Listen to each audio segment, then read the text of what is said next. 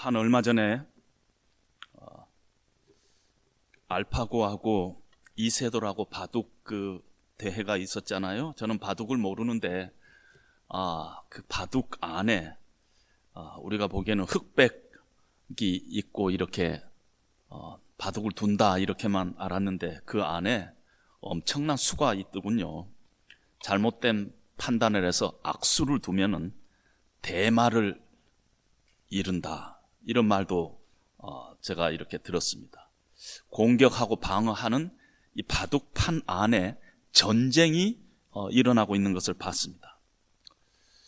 우리 인생도 전쟁이라고 얘기합니다.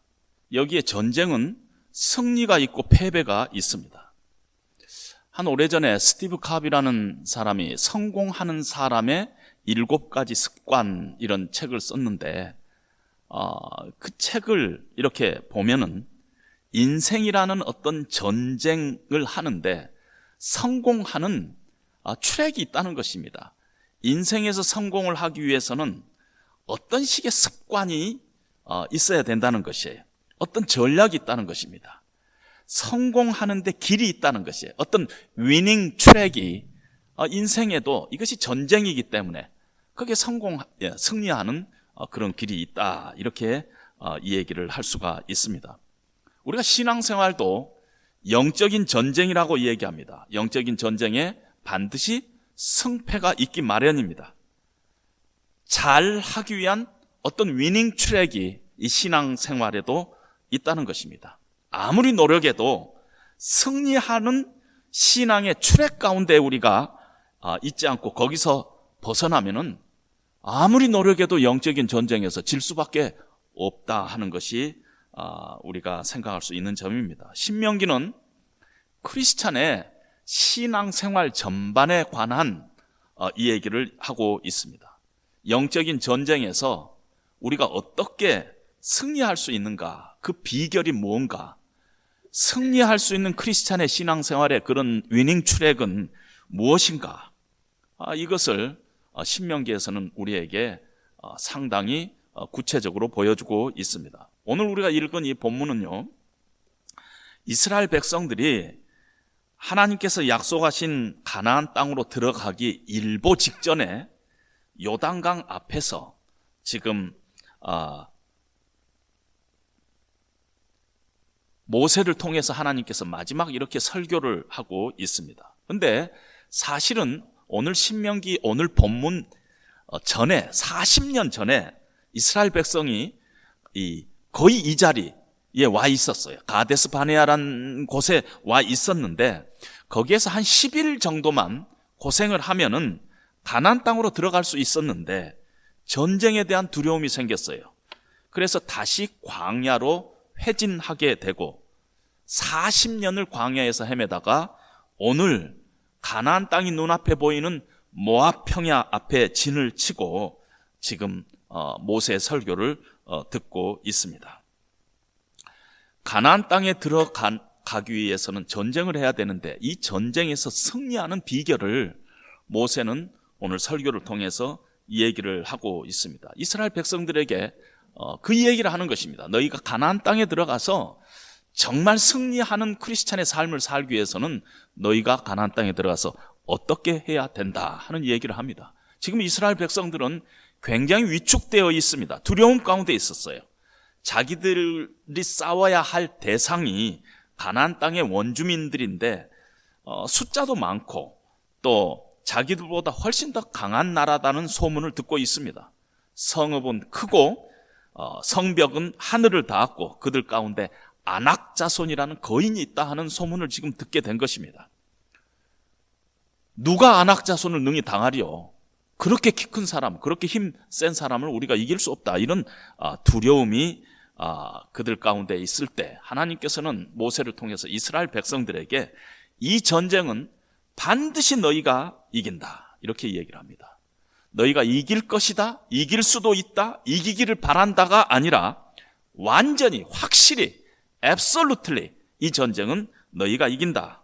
왜 이기냐면은 이 전쟁은 나에게 속한 전쟁이기 때문에 내가 친히 싸우는 싸움이기 때문에 반드시 이긴다.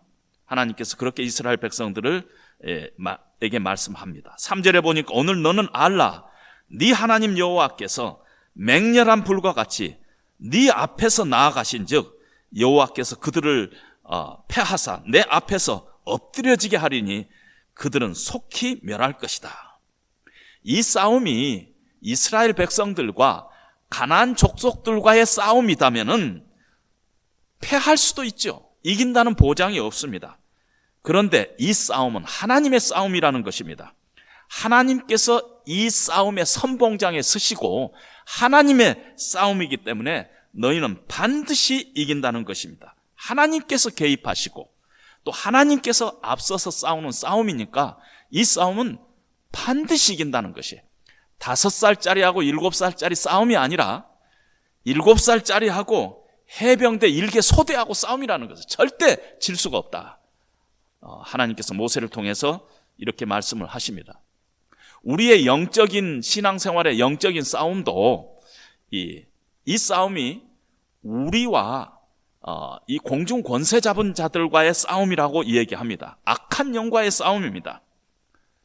우리는 신앙생활 하는데 눈에 보이는 것이 신앙생활이라고 생각합니다. 예배들 드리고 헌금하고 설교 말씀 듣고 소그룹 모임 갖고 성경 공부하고 기도하고 찬양하고, 그러나 이런 것 이면에 엄청난 영적인 싸움이 있어요. 악한 영과의 싸움이 있다는 것입니다. 그래서 이 땅에서 우리가 신앙생활을 승리하는 신앙생활을 하기가 쉽지 않은 이유가 우리가 싸워야 할 상대가 악한 영이에요. 어떤 면에서 우리보다 크고 막강해요. 그렇기 때문에 우리가 이기기가 쉽지가 않다는 것입니다. 그런데 반드시 이길 수 있다는 것이에요. 왜? 이 싸움이 하나님이 함께 하시면, 우리가 우리 자신과 악한 영과의 싸움이라면 우리가 질 수 있는데 하나님께서 이 싸움에 앞장서시기만 한다면, 만약에 우리가 하나님의 뒤에 따라가기만 한다면 이 싸움은 반드시 이긴다. 그것이 모세를 통해서 하나님께서 우리에게 주시는 말씀입니다. 우리 눈에 보기에는 당장은 지는 것 같아도 반드시 이긴다는 것이, 아주 극단적인 이 얘기를 한다면 이 땅에서는 지는 것 같아도 저 땅까지 다 계산하면 반드시 이긴다는 것이에요.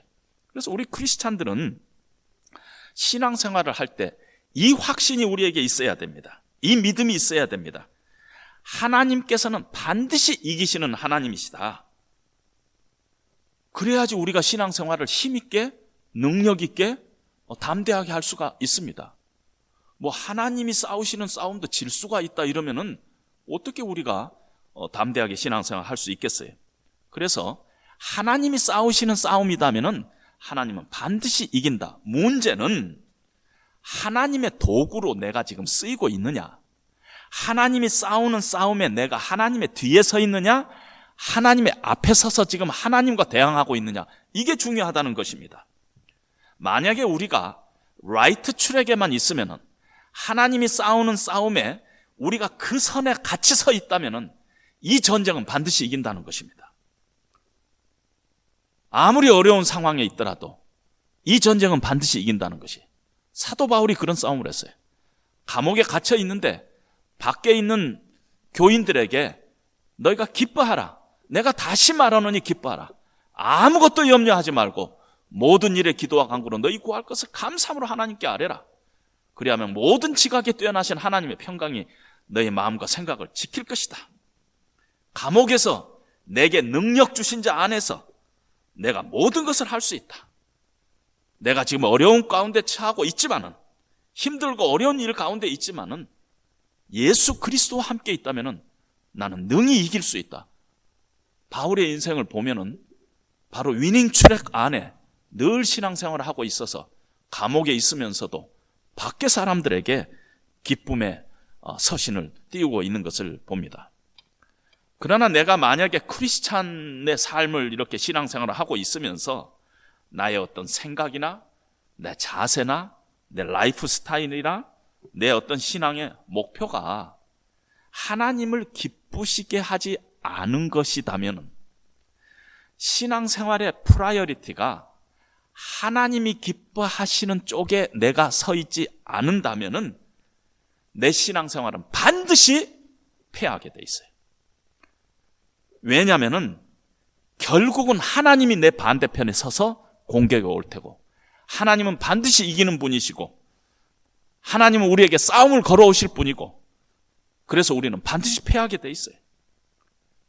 그래서 우리의 싸움이 지금, 내가 신앙생활에 이 영적인 싸움인데, 이 싸움에서 내가 지금 어디에 서 있느냐, 정말 나는 하나님의 뜻 가운데 서 있느냐, 하나님이 원하시는 삶 가운데 있느냐, 이게 항상 고민을 해야 되는 것입니다.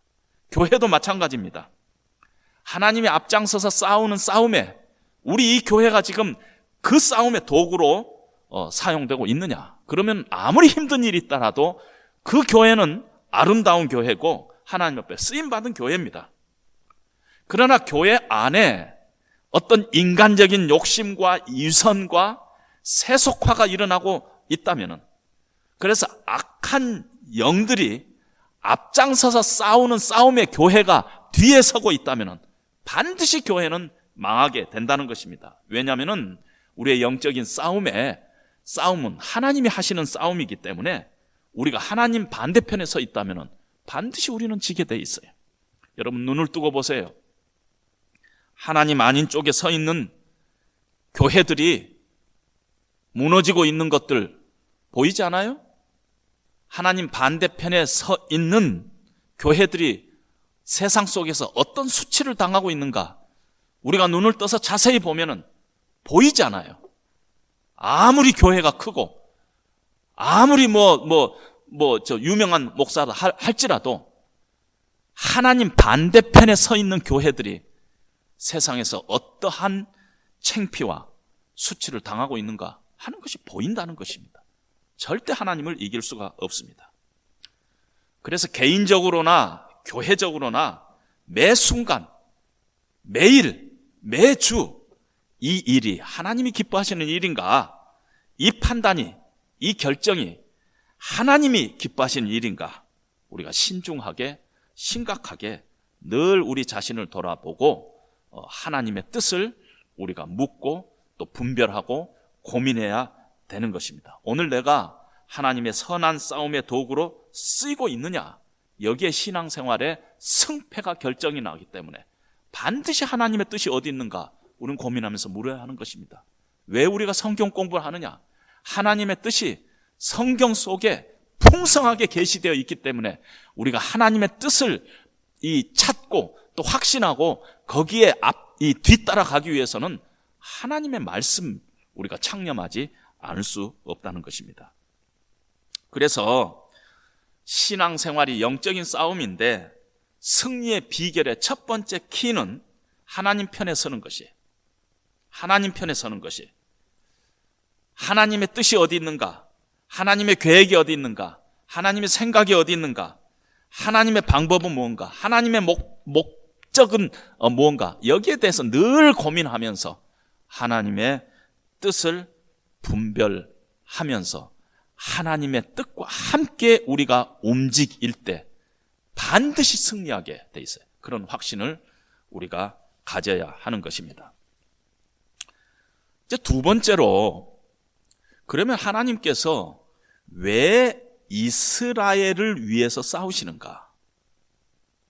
왜 하나님께서 영적인 전쟁에서 크리스찬 편에서 싸우는가? 왜 하나님께서는 하나님의 싸움에 우리를 도구로 사용하시는가?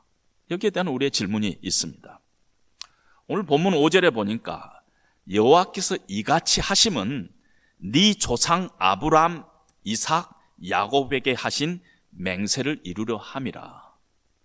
하나님께서 우리를 하나님의 백성 삼으셔서 교회로 부르시고 하나님의 일에 동참케 하시고 하나님의 싸움에 도구로 우리를 사용하고 있는 이유가 하나님께서 아브라함과 이삭과 야곱에게 하신 그 약속 때문이라는 것입니다.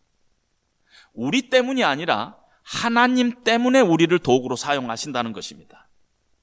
두 번째로는 가나안 원주민 족속이 악해서 그들을 심판하기 위해서 이스라엘을 도구로 사용한다. 이렇게 하나님께서는 말씀을 하십니다. 그런데 오늘 이 성경을 이렇게 보면 강조점이요, 이스라엘을 도구로 하나님께서 사용하시는 이유의 강조점이 너희 때문이 아니라 하나님에게 그 이유가 있다는 쪽으로 하나님께서는 굉장히 강조를 하십니다. 너희를 도구로 사용하는 것이 나 때문이라는 것이 하나님이, 너희 때문이 아니라는 것이에요. 그런데 너희가 가나안 땅에 들어가서 영적인 싸움을 하고 그리고 승리를 맛보면은 이런 생각을 속으로 너희가 할 것이라는 것입니다. 4절에 내 하나님 여호와께서 그들을 내 앞에서 쫓아내신 후에 네가 심중에 이르기를 내 공의함으로 말미암아 여호와께서 나를 이 땅으로 인도하여 드렸다 하지 말라. 그것을 차지하게 하셨다, 그렇게 생각하지 말라. 이 민족들이 악함으로 말미암아 여호와께서 그들을 우리 앞에서 쫓아내심이라. 이렇게 NIV 번역을 따라서 우리 한글이 번역이 되어 있습니다. 근데 또 다른 정말 존경할 만한 신학자들 간에 이 부분을 이렇게 해석하는 것이 오히려 본문의 그 분위기에 맞는 것이다, 이렇게 이 얘기를 하면서 새로운 어떤 번역을 내놓는데, 그걸 제가 오늘 여러분들에게 소개를 합니다. 지금 오늘 읽은 우리의 본문의 초점은요, 가나안 이방 족속과 가나안 이방 족속에게 있는 것이 아니라 하나님과 이스라엘 백성 간의 관계에 초점을 맞추고 있어요. 그래서 이 본문을 이렇게 번역을 하자는 것입니다. 하지 말라를 제일 뒤로 빼자는 것이에요. 네 하나님 여호와께서 그들을 내 앞에서 쫓아내신 후에 네가 심중에 이르기를, 따옴표, 내 공의로움으로 말미암아 여호와께서 나를 이 땅으로 인도하여 그것을 차지하게 하셨다. 이 민족들이 악함으로 말미암아 여호와께서 그들을 우리 앞에서 쫓아내심이라. 그렇게 하지 말라는 것이에요. 물론 하나님께서는 내가 너희들을 도구로 사용하는 것이 이 이방 민족들, 이 가나안 원주민들의 악함을 심판하기 위해서 너희를 도구로 사용하신 것이 맞아요. 그럼에도 불구하고 너희가 마음속으로는 그런 식으로 생각하지 말라는 것이에요. 여러분, 우리가 신앙생활을 좀 하고 하나님의 은혜를 체험하고 나면은 내가 신앙생활 참 잘해서 그런 줄로 우리는 가끔 착각을 합니다. 하나님 앞에 내가 새벽 기도의 단을 1년 동안 이렇게 쌓았더니 하나님께서 이렇게 축복하시는구나. 내가 교회 그런 대로 열심히 봉사했더니 하나님께서 결국은 나를 이 교회에 장로로 세우시는구나. 하나님께서 한국 교회가 세계 방방곡곡에 선교사를 파송하기를 세계에서 2번째로 많이 파송하는 그런 국가로 우리가 그렇게 열심히 선교를 했더니 하나님께서 이렇게 한국 교회를 축복하시구나. 요즘은 그렇게 생각하는 사람이 없습니다. 근데 한 몇 년 전까지만 해도 다 그렇게 생각했어요. 많은 사람들이 그렇게 생각했어요. 우리가 열심히 이렇게 선교를 했더니 하나님께서 한국 교회를 이렇게 부흥시켜 주시고 축복하시는구나. 이렇게들 생각을 한다는 것입니다. 하나님께서는 5절에 보니까 네가 가서 그 땅을 차지하면 네 공의로움으로 말미암도 아니요 네 마음이 정직함으로 말미암도 아니다. 네가 영적인 전쟁에서 승리했던 것은 네가 제대로 신앙생활 잘해서, 네가 정직해서 공의로워서 그런 게 아니라는 것이에요.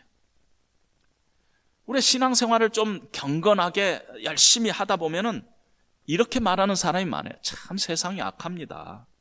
맞아요. 세상이 악합니다. 그러나 하나님께서는 너희는 그렇게 생각하지 말라는 것이에요. 하나님은 그렇게 생각하시고 그렇게 말씀하셨어요. 이 민족들, 가나안 족속들의 악함으로 말미암아 내가 이들을 심판한다고 하나님께서는 그렇게 말씀하셨지만은 너희는 속으로 그런 식으로 생각하지 말라는 것이야. 너희는 세상 사람들, 여러분들 이렇게 악해가지고 하나님께서 심판하신 거야.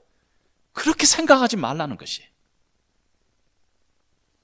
하나님은 그렇게 생각하세요? 너희는 그렇게 생각하지 말라는 것이. 마치 뺑뺑이 돌려가지고 추첨을 해가지고 좋은 고등학교에 들어갔어요. 우리 때만 해도 한국에서 제일 좋은 고등학교는 경기고등학교 아닙니까? 경기고등학교는 시험 쳐서 들어갔었죠. 근데 그 후에 뭐 뺑뺑이 돌려가지고 경기고등학교를 뽑았어요. 그런데 다른 사람들한테 가가지고 자기가 실력이 좋아가지고 들어간 척 자랑하지 말라는 것이에요. 꼴불견이라는 것, 네 뺑뺑이 돌려서 들어간 것이라는 것입니다. 6절에 보니까 하나님께서 내게 이 아름다운 땅을 기업으로 주신 것이 네 공의로 말미암이 아니니라. 너는 목이 곧은 백성이니라. 그래, 한번 호렙산 얘기 좀 해볼까? 너희가 호렙산에서 하나님과 언약을 체결하고 그 신성한 순간에 내가 하나님으로부터 언약의 두 돌판을 받으려고 하나님 앞에 올라가 있는 동안에 너희가 산 아래서 무슨 짓 했느냐? 우상 숭배하지 않았느냐? 우상을 만들어 놓고 이름을 하나님이라고 붙이지 않았느냐? 하나님께서 그때 나를 통해서 뭐라고 말씀하신 줄 아느냐? 모세야 일어나서 속히 내려가라. 12절에 네가 애굽에서 인도하여 낸 네 백성이, 내 백성도 아니에요. 하나님, 네 백성이 스스로 부패하여 내가 그들에게 명령한 도를 속히 떠나 자기를 위하여 우상을 만들었다는 것이. 얼마나 하나님이 화가 났으면은 얘들 내 백성 아니라 네 백성이라는 거예요. 네 백성이 지금 우상 만들고 야단벅석하고 있다는 것입니다. 하나님께서 14절에 나를 막지 말라. 내가 그들을 멸하여 그들의 이름을 천하에서 없애버리겠다. 너희가 그런 민족이라는 것이야. 그것뿐인 줄 아느냐? 22절에 너희가 다베라에서, 마사에서, 기브롯 핫다와에서, 가데스 바네에서 무슨 짓 했는가 너 기억나느냐? 하나님은 원망하고 불평하고 의심하고 욕심내고 불신하고. 7절에 네가 애굽 땅에서 나오던 날부터 이곳에 이르기까지 늘 여호와를 거역했느니라. 24절에 내가 너희를 알던 날부터 너희가 항상 여호와를 거역하여 왔느니라. 6절 너희는 목이 곧은 백성이라. 너희는 아주 강팍하고 교만하고 부패하고 타락되어 있다는 것입니다. 너희가 지금 신앙생활 잘한다고 세상 사람들 참 악해, 그렇게 얘기할 수 있느냐는 것이. 세상 사람들보다 우리가 더 지금 선하다고, 크리스찬이 낫다고 웃기지 말라는 것이. 그렇지 않다는 것이. 너희는 처음부터, 내가 너희를 아는 날 그날부터 여태까지 지금까지 항상 하나님을 거역하고 목이 곧은 백성이라는 것입니다. 의롭기는커녕 끊임없이, 정직하기는커녕 끊임없이 너희는 불의했다는 것이. 지금도 불의하다는 것이. 지금 이 순간도 너희의 실존은 불의하다는 것입니다. 우리가 영적인 싸움에서 승리하는 위닝 트랙의 두 번째 키는요, 반드시 이 고백을 매일 우리가 하나님 앞에 해야 됩니다. 내가 결코 의롭지 않다. 내가 예수 안 믿는 세상 사람들보다 더 낫지 않다. 나 정직하지 않다. 제가 다른 도시에 가면은요, 설렁탕집에 어떻게 가면은 전혀 모르는데 어떤 사람이 왔고, 혹시 목사님 아니세요?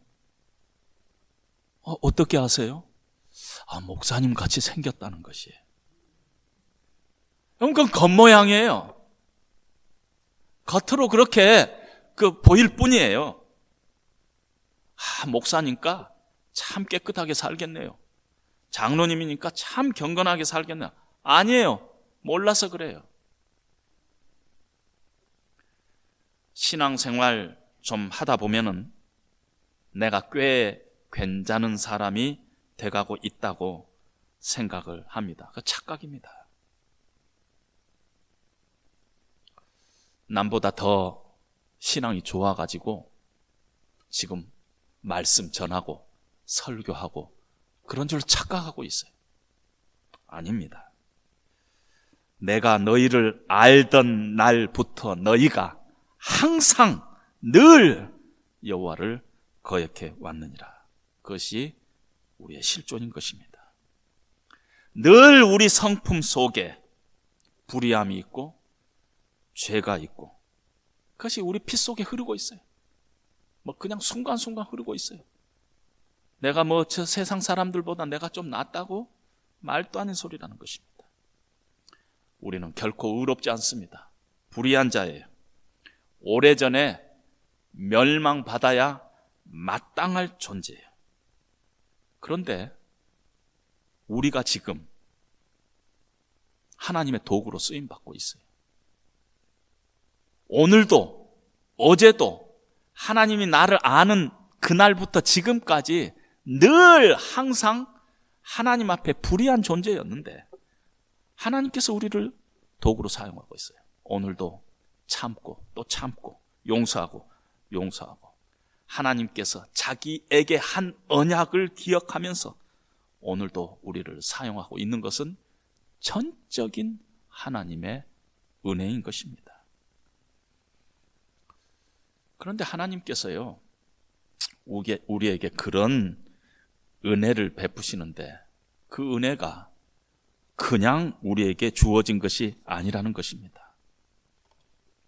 그때마다 모세가 하나님 앞에 이 백성의 불의함을 놓고 기도했어요.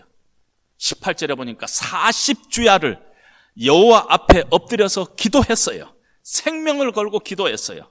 하나님, 차라리 내 이름을 주의 생명책에 제하여 버리고 이 백성을 용서하고 살려주십시오. 이 백성이 하나님의 백성이 아닙니까? 주의 백성입니다. 주의 기업입니다. 하나님의 손에 붙들린 하나님의 프로젝트입니다. 여기까지 와서 이들을 깨부셔버리면 다른 민족이 뭐라 하겠습니까? 하나님께서 하실 수 없으니까 여기까지 데리고 왔다가 결국은 멸망시킨 것이다. 그렇게 얘기할 거 아닙니까? 하나님의 이름을 위해서, 하나님의 명예를 위해서 이들의 완악함과 죄악됨 보지 마시고 하나님 자신을 위해서 한 번만 기회를 더 주시옵소서. 모세가 40주야를 기도했습니다. 하나님께서 19절에 보니까 여호와께서 심히 분노하사 너희를 멸하려 하였으나 그러나 여호와께서 그때도 내 기도를 들으셨도다. 반역하고 또 반역하고 또 반역하는데도 모세가 또 하나님 앞에 나가서 기도하고 또 기도하고 또 기도하고 하나님께서 모세의 기도를 들으시고 모세의 중보 기도를 들으시고 이스라엘 백성들에게 또 한 번 기회를 줬다는 것입니다. 하나님께서 이스라엘 백성들이 이 땅에서 어떻게 살아가야 할 건가 하는 그 가이드라인을 10계명을 통해서 이스라엘 백성들에게 줬습니다. 10계명 안에 하나님의 백성들이 이 땅에서 어떻게 살아가야 하는가 그 가이드라인을 줬어요.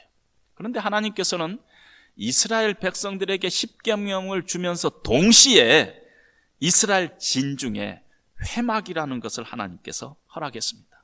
백성이 죄를 지으면은 그 죄를 씻는 길을 하나님께서는 허락한 것이에요.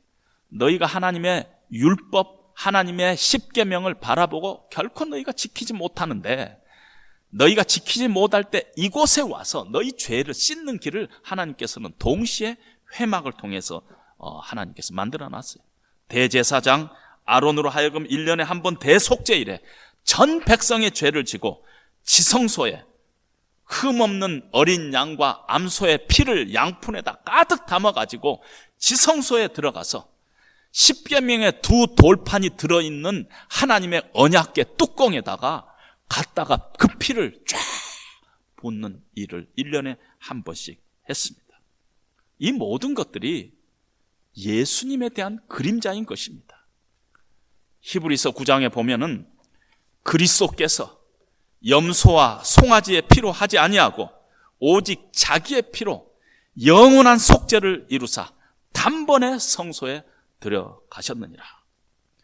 염소와 황소의 피와 및 암송아지의 죄를 부정한 자에게 뿌려 그 육체를 정결하게 하여 거룩하게 하거든 하물며 영원하신 성령으로 말미암아 흠없는 자기를 하나님께 드린 그리스도의 피가 어찌 너희 양심을 죽은 행실에서 깨끗하게 하고 살아계신 하나님을 섬기게 하지 못하겠느냐.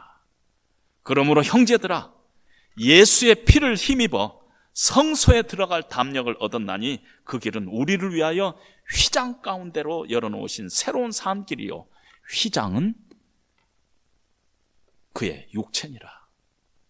지성소, 하나님과 이스라엘 백성을 죄 때문에 막고 있는 지성소의 휘장이 예수님께서 십자가에 돌아가실 때 예루살렘 성전에서 위에서부터 성소에 있는 휘장이 찢어졌잖아요. 그것이 바로 예수님의 육체라는 것입니다. 죄를 지은 백성들이 죄사함을 받기 위해서 희생제사로 드렸던 흠없는 어린 양은 그건 그림자요, 실체는 예수님인 것입니다. 하나님 앞에 나간 길을 열어놨는데 막고 있는 그 휘장은 예수님의 몸이었어요. 모세가 이스라엘 백성들의 불의함을 놓고 중보했어요. 모세는 그림자요, 실제 우리의 영원한 중보자, 하나님과 인간 사이의 영원한 중보자는 예수님입니다. 예수님의 그림자가 구약에서는 모세로 지금 나타나고 있습니다. 자신의 생명을 주고 우리 대신 죄가 되어서 십자가에서 우리 죄를 담당하시고 몸이 찢기고 피 흘린 예수님의 예표라는 것입니다. 하나님께서 이스라엘 백성들이 범죄할 때마다, 멸하려고 할 때마다 하나님 스스로 기억했던 그 언약, 아브라함과 이삭과 야곱에게 했던 그 언약의 중심에는 내시가 있는데, 그 내시는 갈라디아서 3장 16절에만 바로 예수 그리스도가 내시요, 언약의 중심 내용은 예수 그리스도예요. 어떤 면에서 하나님께서 예수님 생각하고 늘 우리를 멸하시려다가 뜻을 돌이켰다는 것입니다. 마사에서 이스라엘 백성들이 너무 목이 말라서 하나님을 의심하고 시험하고 불신했어요. 하나님께서 모세를 통해서 반석을 쳐라. 반석을 쳤더니 거기에서 반석이 깨지면서 물이 나와서 이스라엘 백성들이 마셨습니다. 그런데 고린도 전서 10장에는 그 반석은 곧 그리스도라 이렇게 얘기를 합니다. 이스라엘 백성들이 맞아야 쌀 그 자리에 모세 지팡이로 때려야 될 상대는 이스라엘 백성들이었어요. 이놈들이 하나님을 의심하고 하나님을 불신하고 하나님을 시험해. 그러나 대신 예수님, 반석이 진 예수님이 깨지면서 물이 나왔던 것을 우리는 봅니다. 그 모든 것들이 바로 예수님 때문인 것입니다. 예수님이 대신 죽고 우리가 살아난 사람들이 우리예요. 불치의 병에 걸려 있는데 어떤 분이 나에게 심장을 이식시켜줘가지고 내가 지금 살고 있어요. 그것이 우리 크리스찬들의 모습이라는 것입니다. 왜 나에게 이런 망극한 일이 생겼는가? 설명할 방법이 없어요. 오직 하나님의 은혜라는 것 외에는 설명할 방법이 없어요. 하나님의 은혜로 이 쓸데없는 자 왜 구속하여 주는지 난 알 수 없도다. 이것이 우리의 고백인 것입니다. 저나 여러분들이 여전히 하나님 앞에 우리는 불의한 자입니다. 세상 사람들보다 우리가 낫지 않아요. 우리는 하나님의 은혜로 하나님의 백성이 된 것입니다. 지금도 하나님께서 우리를 참으시고 용서하시고 그리스도의 중보의 기도 때문에 우리가 오늘도 우리가 살아가고 있습니다. 그런 우리의 불의함에도 불구하고 하나님께서 오늘도 우리를 교회로 부르시고 예배케 하시고 하나님의 도구로 사용하시는 그 이유는 설명할 방법이 없어요. 오직 하나님의 은혜인 것입니다. 바울은 그래서 나의 나 된 것은 하나님의 은혜로다, 이렇게 고백을 합니다. 저도 지난 22년간 한 교회를 섬기면서 인간적으로 보면은 섭섭할 때가 어디 없었겠어요. 근데 그때마다 내가 이 직분을 맡은 것은 하나님의 은혜가, 하나님이 나에게, 내가 충성된 자가 아닌데, 내가 정직한 자가 아닌데, 내가 거룩한 자가 아닌데, 턱없이 부족한 자인데, 사람들을 변화시키기에는 나는 턱없이 부족하고 하나님의 거룩한 백성으로 만들기에는 나는 턱없이 거룩하지 않은 자인데 하나님께서 나를 충성되이 여기서 이 직분을 나에게 맡기셨다. 이건 철저하게 하나님의 은혜다. 이 생각으로 늘 다시 돌아가면은 늘 감사하고 늘 죄송하고 금방까지도 억울했던 것들, 섭섭하던 것들이 다시 하나님 앞에 감사로 찬송으로 올려드린 적이 많이 있습니다. 그래서 우리가 신앙생활을 하면서 늘 기억해야 할 것이 두 가지입니다. 우리가 눈을 뜰 때마다 생각하고 기억할 것. 우리가 하나님 앞에 설 때마다, 예배할 때마다, 찬송할 때마다, 기도할 때마다, 하나님 앞에 나갈 때마다 잊지 말고 갖고 나가야 될 것이 나예요. 나를 갖고 나가야 돼요. 나한테 붙어있는 어떤 일이 아니라 나 가지고 나가야 돼요. 나의 연약함, 나의 불의함, 나의 죄악됨, 오늘도 하나님 앞에 고백할 건 불의밖에 없는데 강팍하고 불신하고 원망하고 의심하는, 여전히 오늘도 늘 하나님께서 나를 알던 그날부터 항상 지금까지 하나님 앞에 불의한 자인데 나를 하나님께서 하나님의 자녀 삼으셨다는 그 감격과 은혜를 가지고 늘 나를 가지고 하나님 앞에 나가시기 바랍니다. 어떤 다른 것 갖고 나가지 마시고, 어떤 형식 가지고, 어떤 종교성 가지고, 어떤 익숙해진 것 가지고 나가지 말고 늘 하나님 앞에 나갈 때 나를 가지고 내가 얼마나 불의한 자인가, 나의 연약함을 들고 하나님 앞에 나가서 오직 십자가 보혈의 공로 아니고서는 내가 이 자리에 설 수 없습니다. 내가 오늘도 하나님 앞에 설 수 있는 것은 나를 위해서 주님께서 십자가에서 피 흘려 살찌켜 나를 자녀 삼으신 하나님의 그 은혜 때문입니다. 이 생각을 가지고 그 하나님의 완전한 사랑에 힘입어서 주님, 오늘도 내가 주님 앞에 섰습니다.